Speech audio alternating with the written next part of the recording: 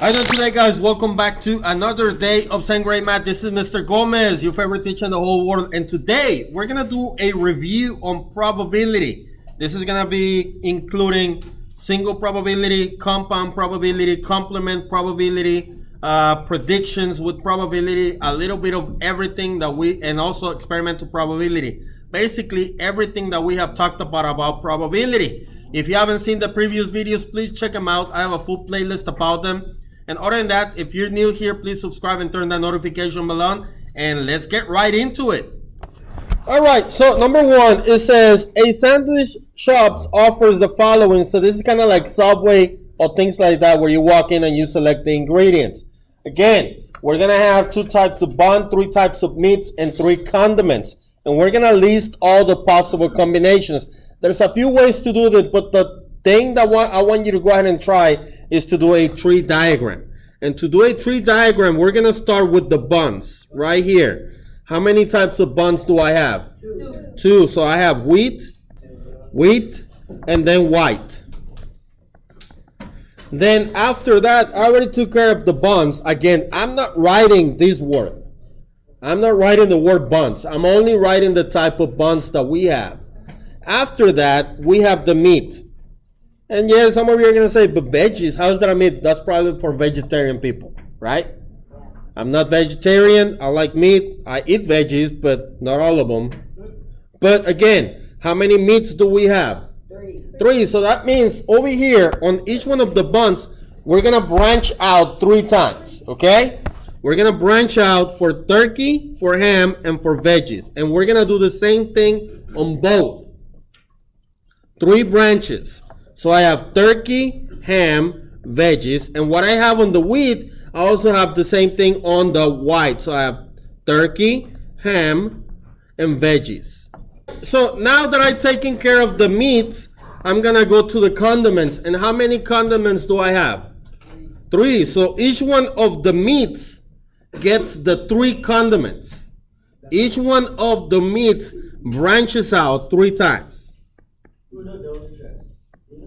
So they all get mayo, mustard, and ranch, or ranch, mayo, mustard, or ranch, mayo, mustard, or ranch. And what I have for the wheat sandwich, I have the same possible combinations for the white.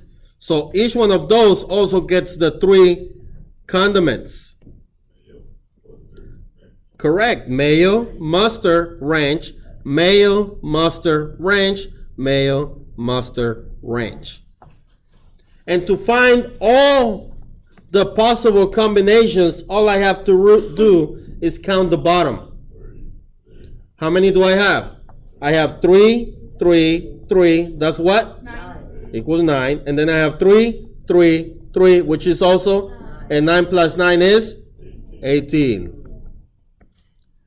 Is there a faster way to find the total? Yes. All you have to do, how many buns do I have?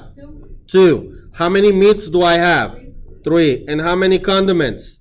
3. What's 2 times 3? 6. And 6 times 3 is? 18. Same number that we got. That's the fast way to find the total possible combinations. Just multiply the 3 different things. In this case, we have 3 different things. Multiply them all out. I have 2 buns, 3 meats, 3 condiments, multiply those together, and you get the total. Any questions about number 1? All right, so let's look at number 2. We have a spinner, and we have 2 different things that we're going to be doing. If the spinner is spun 1 time, what is the probability of landing on? And then we have a number that is greater than 4. So first, we got to look at the number that is greater, 4 or greater. Is 1, first of all, how many total options do I have? 8. So both of these are going to be 8 to start with on the bottom. Now the first one, it says 4 or greater. Is 1 4 or greater? No. What about 2? No. 3? No. 4? So everything after that, including the 4, is 4 or greater. So how many is that? 5. Can we simplify that? No. We can convert that into a decimal, and that will be what? 62.5% right there. because we can't simplify that. And even if we did, it'll be the same percent. Now, what about a number that is less than 4? So I'm going to erase this right here. I'm going to start from scratch. The total is still 8, but I'm looking for anything that is less than 4. So how many? What are my options? 1, 2, and 3. Is 4 less than 4? No, it is equal to 4, and we're not including the 4. So how many do I have? 3. 3 out of 8. And when we turn it into a decimal, we get 37.5 or 0.375. So this is 37.5%. That's all you have to do. This. Just find the single probability for each one of them. Any questions so far? No. All right, the next one, we're going to find the experimental probability. For experimental probability, the first thing that we have to do is first find the single probability or compound probability, and then we're going to multiply it times the number of times that we're going to do the experiment. In this case, we're finding only one thing that we're doing. It says, what is the reasonable prediction? We're going to do this experiment, instead of doing this experiment 30 times, we're going to do it one time, and then we're going to predict, okay? So it says, what is the probability? No. What is the reasonable prediction for the number of times the spinner will land on an odd number? So first we're going to find all the odd numbers. So exactly, we have 1, 3, 5, and 7. So this is 4 out of 8. But can we simplify that? Yes. Yes. So this is the same thing as 1/2. So that's my probability. Whether it's single or compound, that's the thing that I'm going to be working with. If it's compound, you have an extra step. This case is just single. Now we have to look at how many times we're going to do that experiment, which in this case is what? 30 times. And now, what goes on top? X. Or you can just do half of 30, which is 15. And if you don't know what I did, you can always do cross multiply. So you get 2x equals to 30. Divide by 2, cancels out. So x equal to 15. So you can expect to land on an odd number 15 times, which is half of 30. Because the original fraction was 1/2. So half of the time. Any questions so far? No. All right, let's move on. Number 4. I know we have 2 number 6s, but that's okay. Number 4. It says, last week, 270 people visited a local bakery. Out of those, 30 were surveyed. And those are the results. They only survey 30 people out of the 270, okay? So we have 2 totals. And these are the results. 4 voted out of the 30, 4 voted for pie, 11 for ice cream, 8 for cake, and 7 for cookies. We're going to predict out of all of those how many preferred ice cream. So we're looking for ice cream out of the, how many? 270. So first, we're going to do part of our total. Find the probability for ice cream on the survey. So how many people liked ice cream out of the survey? 11 out of how many people was that? 30. Can we simplify that?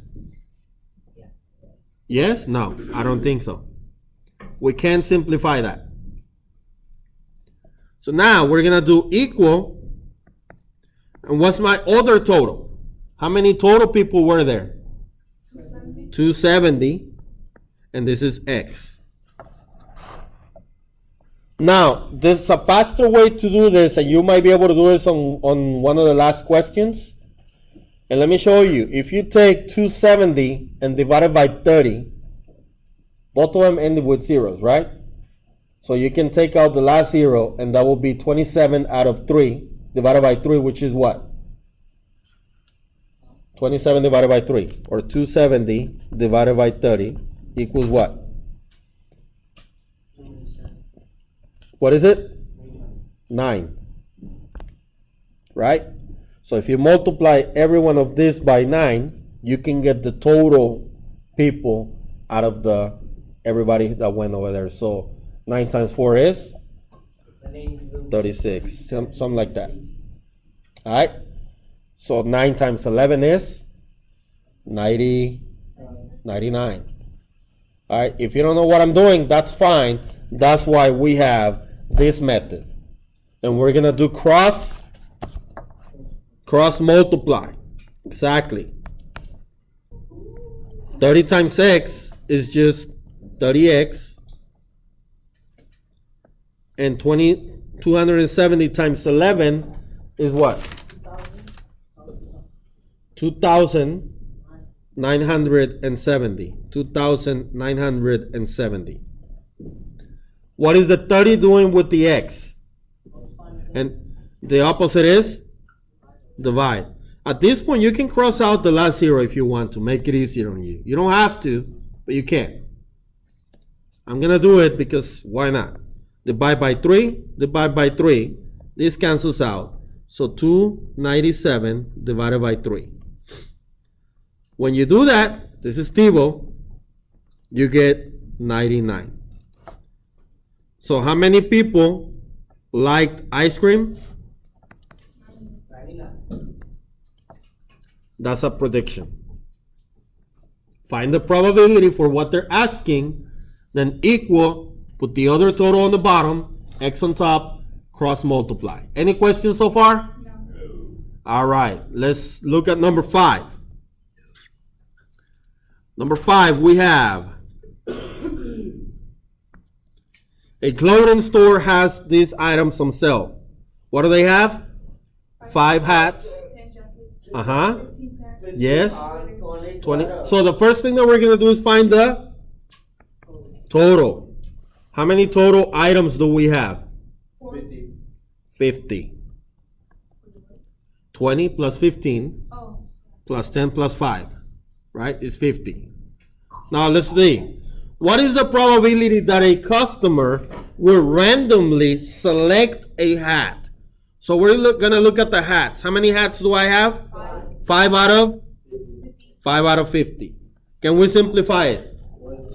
Yes, by 5, right? So this is going to be 5 divided by 5 is 1, and 50 divided by 5 is? So this is the same thing as 10%. That's it. It's that easy. All right, for the next one. What is the probability that a customer will randomly select a jacket or pants? So we're looking for jackets and pants. First of all, we gotta find that total. How many jackets do I have? 10. How many pants do I have? 15. When we add those, what do we get? 25. So there's 25 options out of 50. 25 out of 50. Can we simplify this? Yes. By 5, start with. You can actually just go by 25. 25 divided by 25 is 1. 50 divided by 25 is 2, which is the same thing as 50%. Any questions about number 5? All you're doing is finding the single probability. That's it. Don't forget to add your jackets and your pants because you're going to combine them. Those are part of the parts. The total is not going to change. All right, number 6. We're going to have a compound probability, and then we're not going to replace. So first, what is the first thing that we're going to do?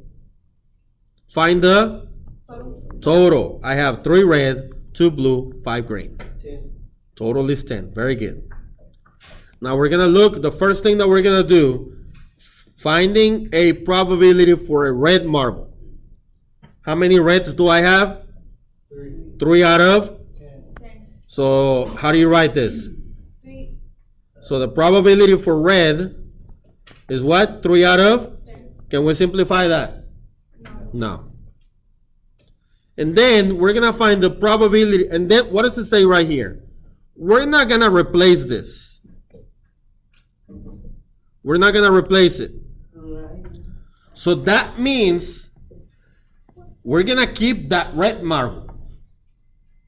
We're not going to put it back in the bag. So that means that my total is going to change. So what is my new total? If we kept that red marble, 9. what is my new total? 9. My new total is 9. And then we're looking to select a green. How many greens do I have? 5. 5 out of? 5 out of 9. So the green one's probability for green is going to be 5 out of 9. You see why 9? Because I kept the first marble. I didn't replace it. So, Mr., why do you only have a 1 on the 3? I thought it was supposed to be. Oh, I probably got erased. There. So now, what we want to do to find the compound probability is multiply those two fractions. So 3 tenths times 5 9. 15 over 90. And we're going to simplify this fraction. And I know you can start dividing by 5 because both of them end in 5 and 0. But I'm just going to go ahead and divide by 15. And it's going to be 1 over 6. And that's your final answer, 1/6. All right, we're going to move on to the other number 6. I don't know why they put 2 number 6s, but that's okay. We have a table and we're going to have different scenarios.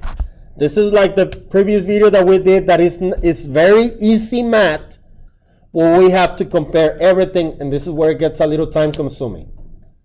So the first thing that we have to do always is find the total. So my total is what? 20. Total is 20? Yeah. Total is 20. Okay, so now we're going to compare this and we're going to tell whether it's true or false. You might have several true, several false for these two next questions. So let's see. It is 2 times as likely. What does 2 times mean? Times 2. Times 2. To get chocolate, how many chocolates do I have? 8. 8. Then lemon. What is lemon? 4.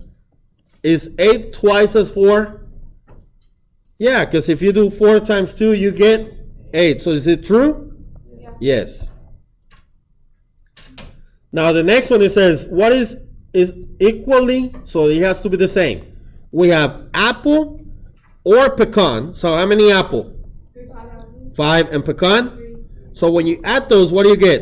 8. 8. And we're going to compare that to chocolate, which is also? 8. So are they equal? Yes, true. So true. Now, more likely, apple. How many apple? 5. And lemon? 4, which is 9.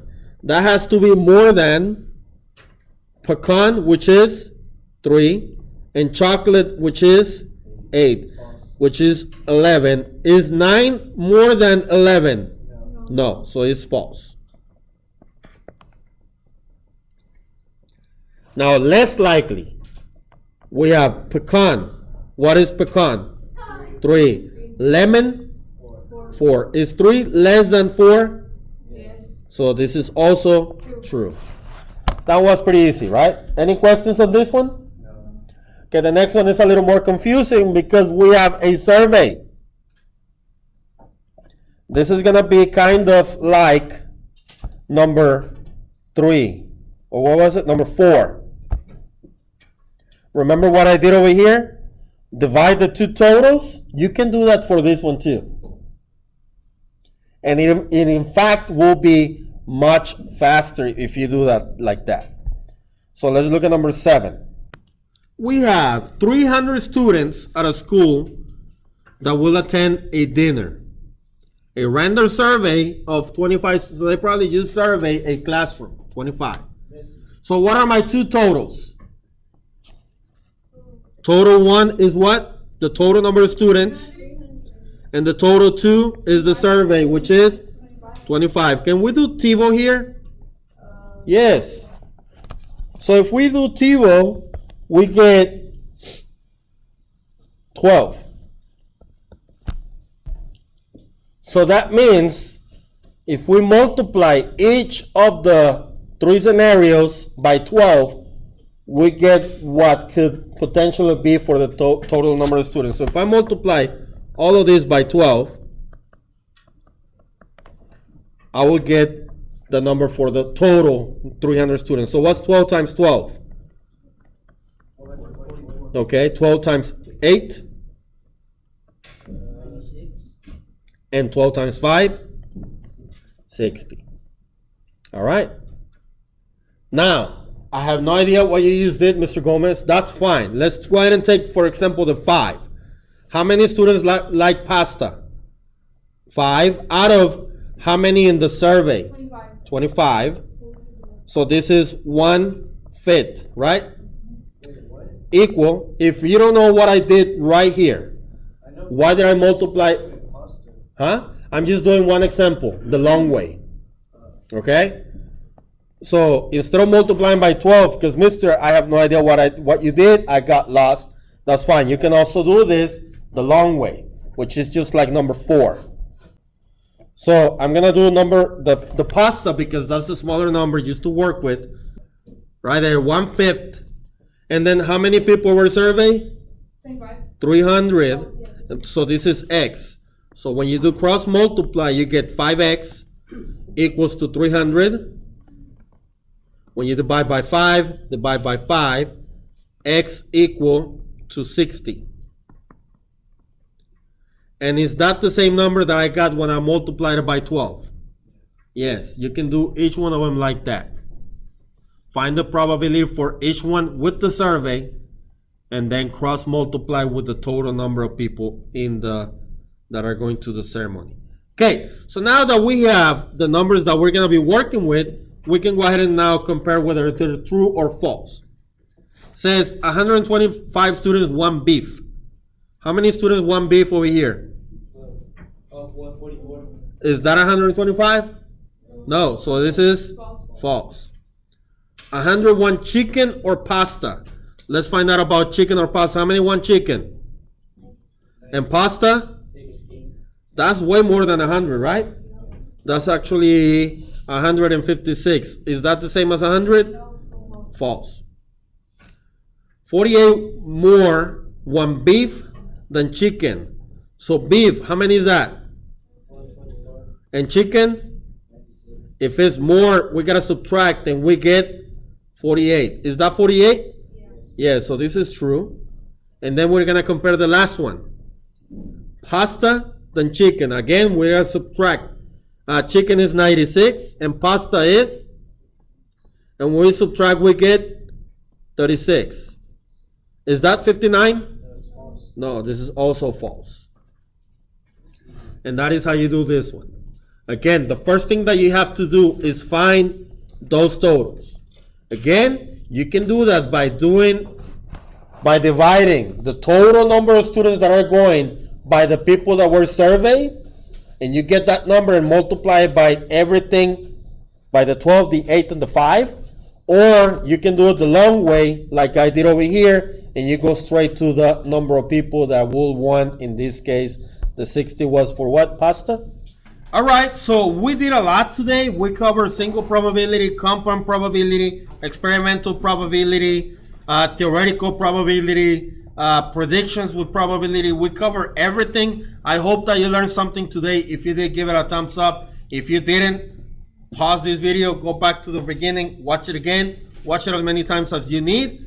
And other than that, that's gonna wrap it up for this one, guys. And I guess I'll see you on the trails. Let's ride.